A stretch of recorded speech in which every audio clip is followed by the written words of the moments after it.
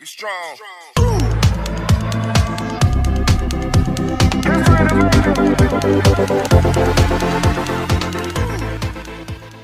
നമസ്കാരം, ഞാൻ doctor Nisha എസ്തരൻ. Nisha's education ഹബിലേക്ക് ഏവർക്കും സ്വാഗതം. അധ്യാപകരാകാൻ വേണ്ടുന്ന ബേസിക് ക്വാളിഫിക്കേഷനെ കുറിച്ചും എങ്ങനെയാണ് ഒരു സ്കൂളിലേക്ക് നമ്മൾ അപ്ലൈ ചെയ്യേണ്ടത് എന്നതിനെ കുറിച്ചുമൊക്കെ വീഡിയോകൾ നിങ്ങൾ കണ്ടിരിക്കുമല്ലോ. എന്നാൽ വളരെ പ്രധാനപ്പെട്ടതും നമ്മൾ അപ്രധാനമെന്ന് കരുതുന്നതുമായ ഒരു ക്വാളിഫിക്കേഷൻ എന്ന് തന്നെ പറയാം, അത്യാവശ്യമായ ഒരു സംഗതിയാണ് കമ്പ്യൂട്ടർ പരിജ്ഞാനം എന്ന് പറയുന്നത്. ഇന്നത്തെ കാലഘട്ടത്തിൽ മൊബൈൽ ഉപയോഗിക്കാത്തവരും അല്ലെങ്കിൽ ബേസിക് ആയിട്ട് BEdന് തന്നെ കമ്പ്യൂട്ടറിനെ കുറിച്ച് പഠിക്കാത്തവരായിട്ടും ആരും തന്നെ കാണത്തില്ല. ബ്ലോഗ് ക്രിയേഷനും ബ്ലോഗ് അപ്ലോഡ് ചെയ്യുന്നതും ഒക്കെ ഇമെയിൽ ID ക്രിയേറ്റ് ചെയ്യുന്നതും ഒക്കെ നമുക്ക് സിലബസിൽ പഠിക്കാനുണ്ട്. പക്ഷെ എന്നാൽ ഇതൊക്കെ തന്നെ വളരെ അന്നത്തെ ആവശ്യത്തിന് മാത്രം പഠിച്ച് പിന്നീട് അതൊന്നും ഉപയോഗിക്കാതെ നടക്കുന്നവരാണ് മിക്ക കുട്ടികളും. ഇത് പലപ്പോഴും നമ്മൾ ഇന്റർവ്യൂവിന് ചെല്ലുമ്പോൾ പലരെയും കുഴപ്പിക്കാറുണ്ട്. ഒരു ഇമെയിൽ ID അവർ ചോദിക്കുമ്പോൾ കൊടുക്കാനായിട്ട് ഒരെണ്ണം കാണുമായിരിക്കും. പക്ഷെ പലപ്പോഴും അവർ കറക്റ്റായിട്ട് അതിൽ വരുന്ന മെസ്സേജുകളോ അല്ലെങ്കിൽ മെയിലുകളോ ഒന്നും നമ്മൾ ഫോളോ ചെയ്യാതിരിക്കുകയൊക്കെ ചെയ്തിട്ട് പലരുടെ ID ഡെഡായി കിടക്കുന്ന ഒരു സാഹചര്യമൊക്കെ കണ്ടിട്ടുണ്ട്. അപ്പൊ ഇതൊക്കെ തന്നെ നമ്മുടെ അശ്രദ്ധയെയും അല്ലെങ്കിൽ നമ്മൾ എത്രത്തോളം നമ്മുടെ ജോലിയിൽ ഡെഡിക്കേറ്റഡ് ആണെന്നും നമ്മുടെ ഭാവിയെക്കുറിച്ച് എത്രത്തോളം നമ്മൾ അപ്ഡേറ്റ് ആണെന്നും ഒക്കെ ഉള്ളതാണ് സൂചിപ്പിക്കുന്നത്. അപ്പൊ ഇങ്ങനെയൊക്കെയുള്ള ചെറിയ ചെറിയ ബേസിക് ആയിട്ടുള്ള കമ്പ്യൂട്ടർ പരിജ്ഞാനത്തോടൊപ്പം തന്നെ നമ്മൾ അധ്യാപകർ അറിഞ്ഞിരിക്കേണ്ട അല്ലെങ്കിൽ പഠിച്ചിരിക്കേണ്ട ചെറിയ ചെറിയ സംഗതികളെ കുറിച്ചാണ് ഇന്നത്തെ വീഡിയോയിൽ പറയാൻ പോകുന്നത്. ഏവരും ശ്രദ്ധാപൂർവം ഈ വീഡിയോ പൂർണ്ണമായി കാണുക. Be strong.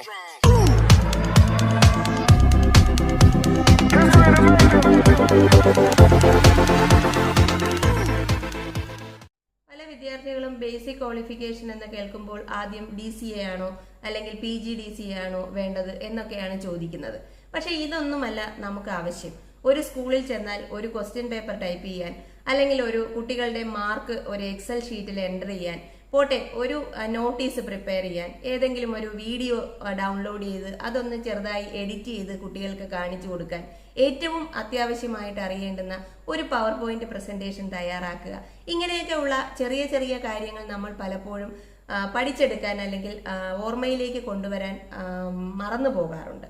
ഈ ഒരു സംഗതികൾ കുറച്ചൊക്കെ തന്നെ നമ്മുടെ ജോലിയെ ബാധിക്കുകയും ചെയ്തതായി പലരും പറഞ്ഞു കേട്ടിട്ടുണ്ട്. അപ്പോൾ എന്തൊക്കെയാണ് നമ്മൾ പ്രധാനമായിട്ടും അറിഞ്ഞിരിക്കേണ്ട സംഗതികൾ എന്നതിലേക്ക് പോകാം. ഏറ്റവും അത്യാവശ്യം എല്ലാവരും പറയുന്നത് പോലെ MS വേർഡ് തന്നെയാണ്. മൈക്രോസോഫ്റ്റിന്റെ വേർഡ് നമ്മൾ കൃത്യമായിട്ട് അത് ഏത് ലേറ്റസ്റ്റ് എഡിഷൻ ആണെങ്കിൽ അങ്ങനെ, പക്ഷേ നമ്മൾ സ്കൂളുകളിലും അല്ലെങ്കിൽ സാധാരണ വിദ്യാഭ്യാസ സ്ഥാപനങ്ങളിലൊക്കെ തന്നെ ലേറ്റസ്റ്റ് എഡിഷൻ തന്നെ ആവണം എന്നില്ല. അപ്പൊ അതിന്റെ പഴയ വെർഷനൊക്കെ ആയിരിക്കാം. അപ്പൊ ഏത് വെർഷൻ ആണെങ്കിൽ തന്നെയും നമ്മൾ അതിലേക്ക് കുറച്ച് പ്രാവീണ്യം നേടിയിരിക്കുന്നത് അത്യാവശ്യമാണ്. ഒരു ലെറ്റർ ടൈപ്പ് ചെയ്യാൻ അല്ലെങ്കിൽ ഒരു കുട്ടികളുടെ ഒരു ലിസ്റ്റ്, അപ്പോൾ ഇന്ന് കുട്ടികളുടെ പ്രസന്റ് ആയവരുടെ ഒരു ലിസ്റ്റ്, അതപ്പോൾ നമ്മൾ സാധാരണ എക്സലിലൊക്കെ ചെയ്യാറുണ്ട്. അല്ലെങ്കിൽ കുറച്ച് എന്തെങ്കിലും അത്യാവശ്യം വേണ്ടുന്ന ലാബിലേക്കുള്ള സാധനങ്ങളുടെ ഒരു ലിസ്റ്റ് ടൈപ്പ് ചെയ്ത് കൊടുക്കാൻ, ഇങ്ങനെയൊക്കെ പെട്ടെന്ന് നമുക്ക് എന്തെങ്കിലുമൊക്കെ ആവശ്യങ്ങൾ വന്നു കഴിഞ്ഞാൽ സ്കൂൾ അധികൃതർ നമ്മളോട് പറയുകയാണ് നിങ്ങൾക്ക് വേണ്ടുന്ന പുതിയ ബുക്കുകളുടെ ഒരു ലിസ്റ്റ് തരും. അപ്പൊ പെട്ടെന്ന് ഒന്ന് വേർഡിൽ ഒന്ന് ടൈപ്പ് ചെയ്ത് ഒരു പ്രിന്റ് കൊടുക്കാനൊക്കെ, അത് പ്രിന്റ് ചെയ്തെടുക്കുന്ന കാര്യമൊക്കെ പ്രത്യേകം ശ്രദ്ധിക്കുക. നമ്മളൊരു പ്രിന്റർ എങ്ങനെ കണക്ട് ചെയ്യും അല്ലെങ്കിൽ ലാപ്ടോപ്പിലോട്ട് എങ്ങനെ കണക്ട് ചെയ്യും. ഇപ്പൊ ചിലപ്പോൾ സ്കൂളിൽ ലാപ്ടോപ്പ് ആയിരിക്കും അവൈലബിൾ. അപ്പൊ ലാപ്ടോപ്പ് എങ്ങനെയാണ് പ്രവർത്തിക്കുന്നത്, അല്ലെങ്കിൽ അത് നമ്മുടെ പ്രൊജക്ടറുമായിട്ട് എങ്ങനെ കണക്ട് ചെയ്യും, ഇങ്ങനെയുള്ള ബേസിക് ആയിട്ടുള്ള കുറച്ച് കാര്യങ്ങളെ കുറിച്ച് അത്യാവശ്യം എല്ലാവരും മനസ്സിലാക്കിയിരിക്കണം. വേർഡിനോടൊപ്പം തന്നെ നമ്മൾ എക്സൽ കുറച്ച് അറിഞ്ഞിരിക്കണം. കാരണം കുട്ടികളുടെ മാർക്ക് ലിസ്റ്റ് എൻട്രി ചെയ്യാനും അതിൽ ടോപ്പ് കണ്ടുപിടിക്കാനും അല്ലെങ്കിൽ സം എങ്ങനെയാണെന്ന് നോക്കാനും ഒക്കെ തന്നെ നമ്മൾ അത്യാവശ്യം എക്സൽ അറിഞ്ഞിരിക്കണം. ലിസ്റ്റ് പ്രിപ്പയർ ചെയ്യുന്നതൊക്കെ വളരെ എപ്പോഴും നമ്മുടെ ക്ലാസ്സിലേക്ക് ആവശ്യമുള്ള കാര്യങ്ങളാണ്. അപ്പോൾ അതൊക്കെ കുറച്ച് അതിന്റെ ബേസിക് ആയിട്ടുള്ള കാര്യങ്ങളെങ്കിലും നമ്മൾ പഠിച്ചിരിക്കണം. ഏറ്റവും അത്യാവശ്യം എന്ന് പറയുന്നത് പവർ പോയിന്റ് പ്രസന്റേഷൻ ആണ്.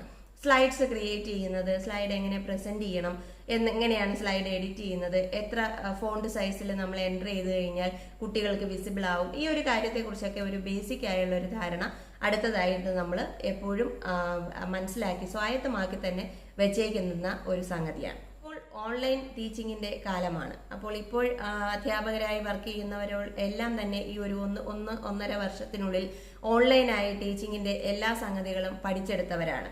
ഏറ്റവും കൂടുതൽ ബുദ്ധിയുള്ളവർ അല്ലെങ്കിൽ ഏറ്റവും കൂടുതൽ കാലത്തിനൊത്ത് നീങ്ങുന്നവരാണ് അധ്യാപകരെന്ന് തെളിയിച്ച ഒരു കാലഘട്ടമാണിത്. കാരണം വളരെ കുറച്ച് ചുരുങ്ങിയ 2-3 മാസങ്ങൾ കൊണ്ട് എങ്ങനെ കുട്ടികളെ ഓൺലൈനായി പഠിപ്പിക്കാമെന്നത് പഠിച്ചെടുക്കുകയും അത് വളരെ വിജയകരമായി പ്രാവർത്തികമാക്കുകയും ചെയ്തവരാണ് നമ്മൾ അധ്യാപകർ. മറ്റേതൊരു മേഖലയെക്കാളും പെട്ടെന്ന് ഈ കോവിഡ് പാൻഡമിക്കുമായി അഡ്ജസ്റ്റ് ചെയ്ത് സാഹചര്യത്തിനനുസരിച്ച് നമ്മൾ മാറിക്കഴിഞ്ഞു. ആ ഒരു സാഹചര്യത്തിൽ ഇനി വരുന്ന അധ്യാപകരും ഓൺലൈനായി പഠിപ്പിക്കുന്നതിന് എപ്പോഴും തയ്യാറായിരിക്കേണ്ടതാണ്.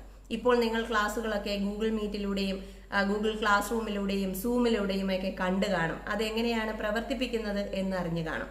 പക്ഷേ എന്നാൽ എങ്ങനെ നമുക്കൊരു ക്ലാസ് റൂമിന്റെ ID ക്രിയേറ്റ് ചെയ്ത് കുട്ടികൾക്ക് കൊടുക്കാം, അല്ലെങ്കിൽ ഒരു ക്ലാസ് എങ്ങനെ നമുക്ക് അറേഞ്ച് ചെയ്യാം, ഒന്ന് ടൈം ഷെഡ്യൂൾ ചെയ്യുന്നത് എങ്ങനെയാണ്, ഈ ഗൂഗിൾ മീറ്റിലും അല്ലെങ്കിൽ സൂമിലുമൊക്കെ ക്ലാസ് എങ്ങനെ ഷെഡ്യൂൾ ചെയ്യാമെന്നൊക്കെ ഉള്ളത് വളരെ കൃത്യമായിട്ട് പഠിച്ചെടുക്കേണ്ടുന്നത് ഇന്നത്തെ കാലഘട്ടത്തിന്റെ അത്യാവശ്യമായി മാറിയിരിക്കുന്നു.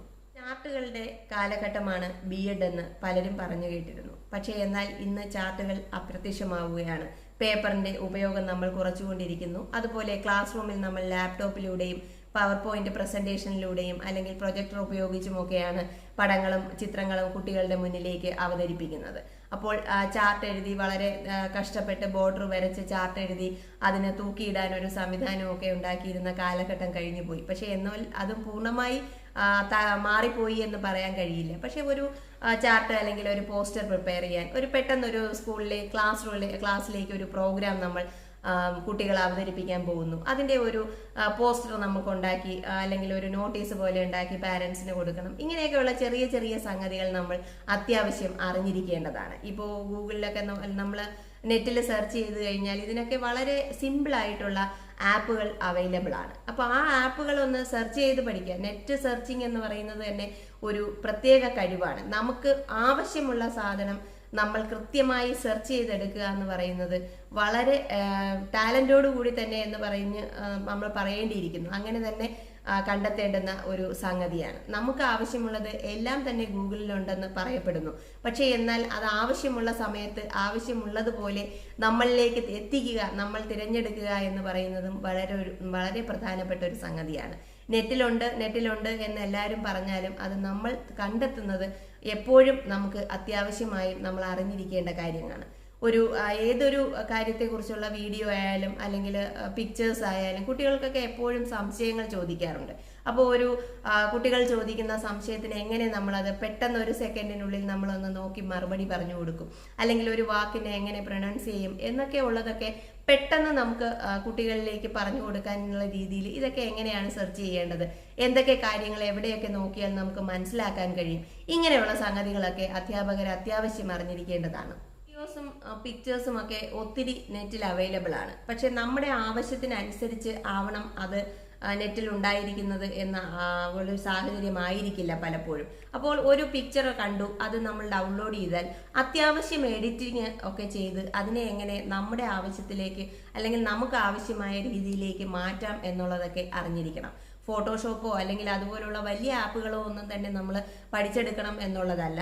വളരെ ചെറിയ രീതിയിലുള്ള ഒരു എഡിറ്റിംഗ് നടത്താനുള്ള സംഗതിയൊക്കെ നമ്മുടെ കയ്യിലുണ്ടാവണം.